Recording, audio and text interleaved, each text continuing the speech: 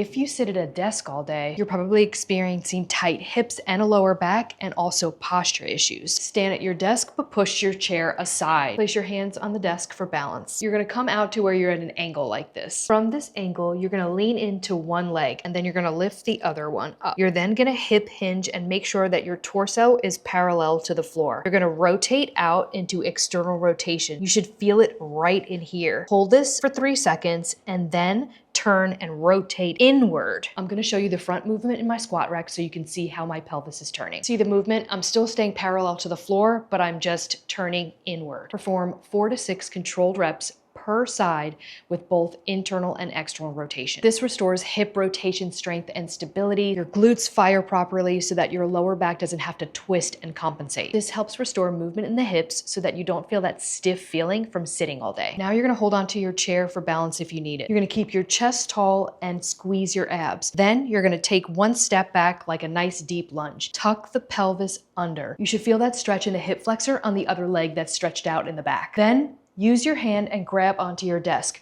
Reach this arm up. Hold this and breathe for 3 to 5 seconds. This opens up the hip flexors that often don't get a lot of movement, especially if you've been sitting for long periods of time. And the overhead reach reinforces posture by connecting hip extension with rib cage mobility and breathing. Next, you're gonna sit at the end of your chair. Make sure both your feet are pointing straight. Lift one leg up slightly. Make sure that your thigh remains still. Then you're gonna internally rotate your tibia, pointing inward towards the body. Then you're gonna extend the leg, keeping those toes pointing, and then externally rotate and come back in. Perform 3 to 5 slow circles. Since sitting for long periods of time locks the knees into one position, this is going to restore knee and tibial rotation control. This is so the joint moves smoothly instead of twisting under stress. At the same time, this also strengthens the hip flexors by holding the foot off the floor. It relieves the stiffness from sitting for long periods of time and also helps walking stride and taking the stairs, and even improves knee stability. Sitting for long periods of time can round the upper back and lock the shoulders downward. Place your keyboard out of the way. Stand facing the desk and place your hands shoulder width apart on the desk. Now, take a wide step back and meet it with the other leg.